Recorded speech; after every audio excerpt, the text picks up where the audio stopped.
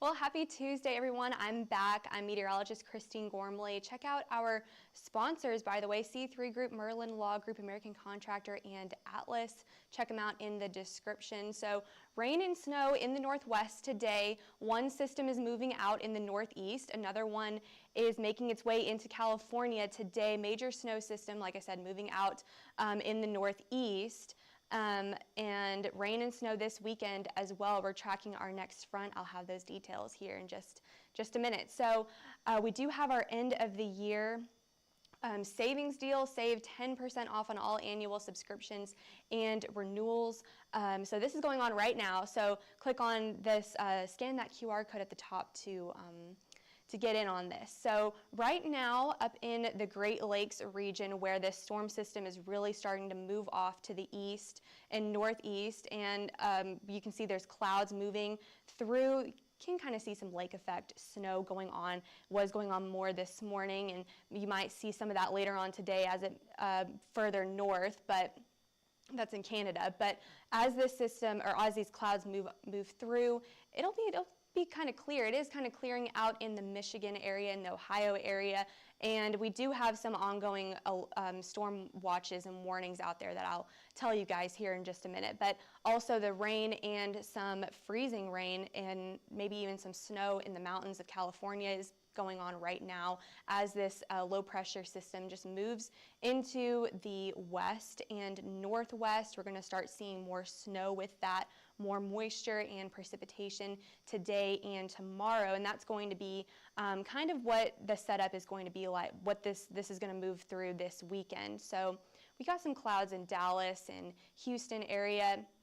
So temperatures are in the 40s and 50s in Oklahoma City, 63 in Denver, 30s up north in the northeast, just ahead or behind that cold front, I should say, as that's moving away. Get that cold air from the north. 25 degrees in Toronto, 31 in Pittsburgh, 31 degrees in Cleveland right now.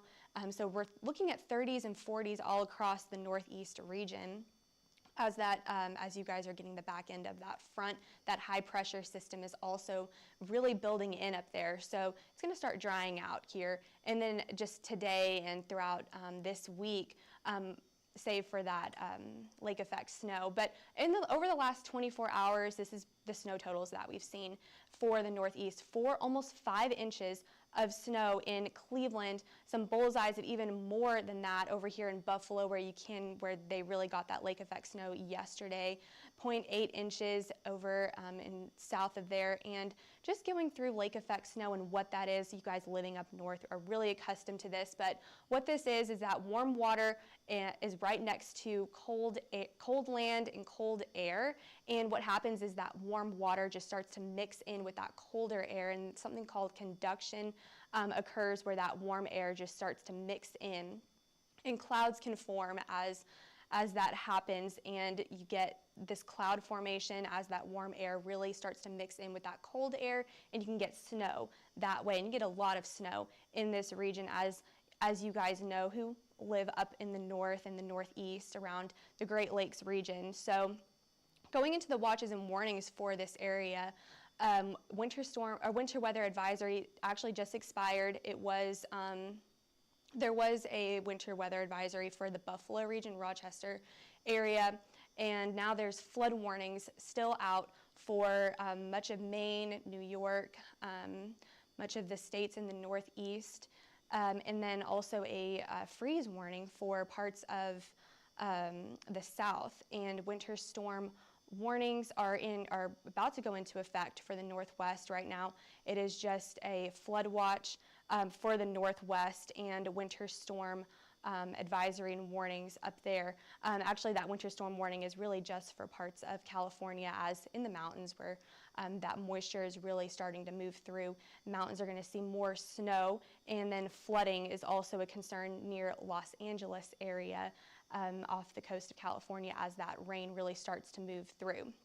So let's get into what this looks like on radar. So in the northeast, we see that system really starting to move through, looking dry for the most part, and then moving to the west coast, we see that spin of that low pressure system moving into California, and it's just training in all that heavy rain and precip to California and the Northwest today, going into overnight into Wednesday as well. That system is going to be very slow moving. It's eventually going to move into the plains and then move off to the north, but by Wednesday and Thursday we will start to see some rain move into the plains. And I'll get to that too and what that looks like here. But the jet stream for this, really that cutoff low is what we call it, is going to move into California, and it's eventually going to move into the plains, like I said. But Thursday we will have a chance for rain. Nothing severe for the plains, but you can see this blip in the jet stream here. This is what is kind of formed off of the Rockies, off of the mountains in Denver and Colorado, and that's something that we call, it's lee cyclogenesis. Basically, the air system moves across the mountains and that vorticity really strengthens as it moves down the mountain chain, and we can get some instability, and that surface low pressure really starts to form and develop, and we're going to start to see that Thursday into Friday here in the plains of Oklahoma City, and Dallas has a chance to see some rain going into this weekend, but nothing severe for that. But we will start to see this cutoff low start to dip down and move into the area starting next week, and that could produce some heavy rain and snow for those in Kansas and Panhandle of Oklahoma.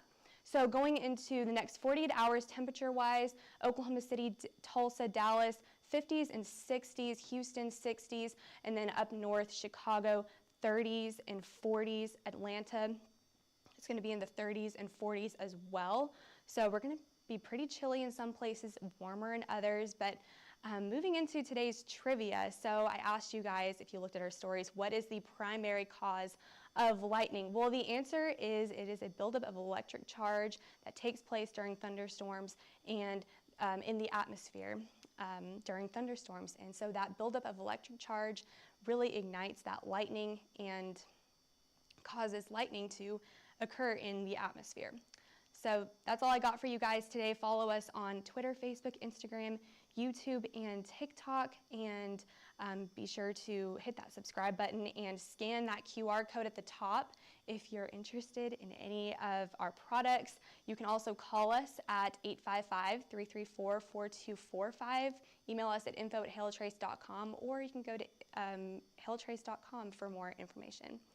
All right, have a good day, guys. Bye.